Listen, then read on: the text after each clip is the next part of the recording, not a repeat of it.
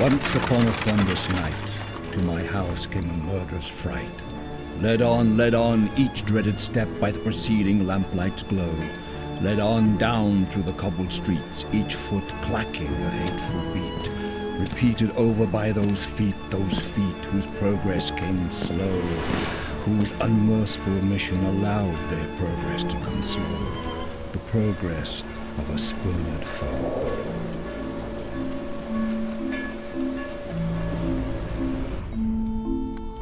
Lately I rested o'er port wine. Some hours passed since I had dined, alongside my wife, who since beckoned to slumber's call made in tow. So alone I sat, critiquing, my reviews in constant tweaking, for that phrase I'm always seeking, while the night's fires burned low. So deeply became I engrossed that the night's thin fire burned low. Mere embers remained aglow. Here I labored every evening, always creating, conceiving some article or some review of work original, nouveau. Every night, a repetition of my poor father's tradition. His solemn trepidation in his work that he bestowed, his sad parting was the starting of these nights that he bestowed, bathed in this ember's glow. The story was nothing major, some tale about a devilish wager that I spurned for not being sager, when from out of the street came a row. 'Twas if the storm were loaning a queer, tempestuous groaning, like that of a forlorn moaning mixed with the wind's angry blow, like some fierce animal's cry, lost in the wind's angry blow. I stepped back from the window. My nerves must be too tightly wound to be scared by these nature sounds.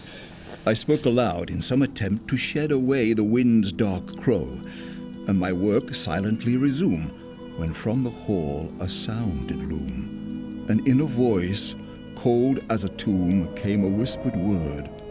Wilmo. 'Twas no voice I recognized that repeated my name. Wilmo. I muttered. Who's there? Let's go. From through the door in stepped a shade. No sound he uttered, no motion made. But ominously still he stayed, all shrouded in black from head to toe. Why, ever are you here? I queried to divine in his secret buried, and in response, unhurried, he answered. For you, Wilmo. I've come in response to your critiques. James, Rufus, Wilmo. Critiques you've written long ago. Lacking feeling, you have called me? Subject to whimsical fancy? Magnificent nonsense, you wrote. He said as he approached quite slow. It was just a difference in style. It wasn't meant to cause you guile. I stammered, tasting bitter bile. I spoke as my horror did grow. Heretofore I tried to reason with this horror who did grow. Now will you simply go? Closer this nemesis did creep, causing for all my soul to weep, and from up my chair I did leap to from my room this ruffian throw. But my heart began to fill, for his eyes gleamed desire to kill, and its beating became louder still, a beating from below. An evil premonition caused the shrill beating from below, under the eyes of my foe. Here my terror took me to flight, away, hence from this ghastly fright, seeking safe refuge from my plight, impending misery and woe. Suddenly I felt a lashing, in tandem with the storm's crashing, against my head a quick bang bashing from the shaded foe. A hard and searing pain, quick delivered from the shaded foe, quick delivering a fierce blow. Hurt and weak, I fell to the floor, salvation lying through the door. Vainly I rose to walk once more, and was felled by a second blow.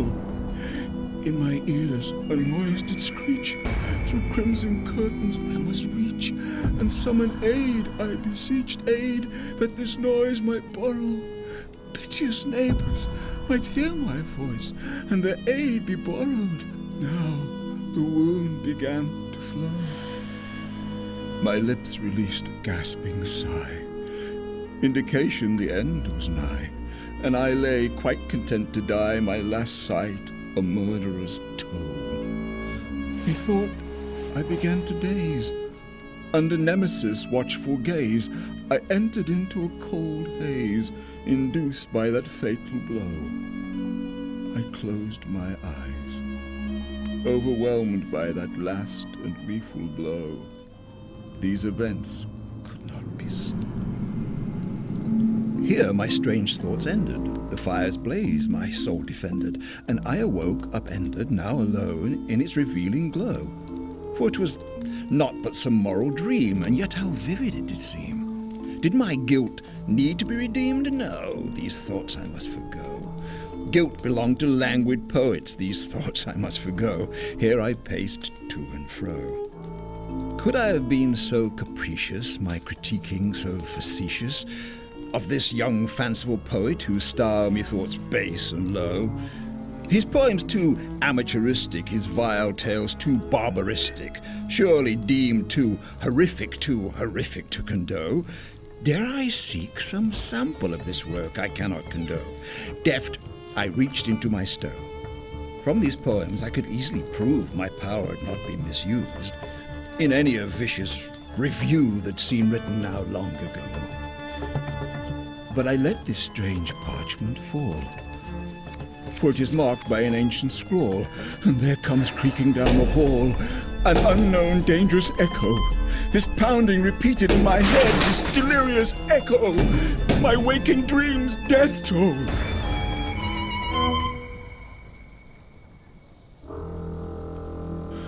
Tired I felt now that life eked out from my body with each creak that lent my soul a hidden peek to secrets of the morrow.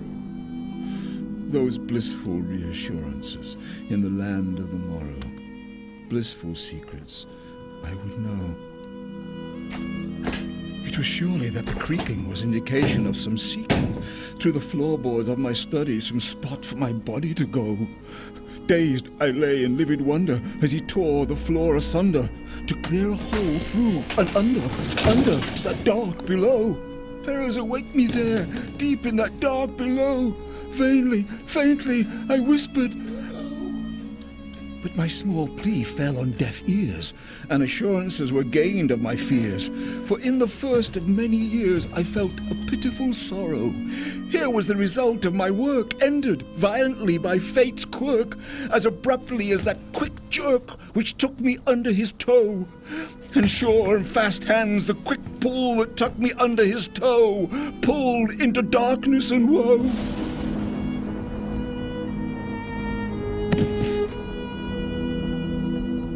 Taken from the bitter night's dearth, lodged into the embrace of earth, in that sinister plot destined as the grave where I shall erode. Buried and hidden, sealed by fate and the work I cannot escape. Criticisms that cause much hate and anger in my foe.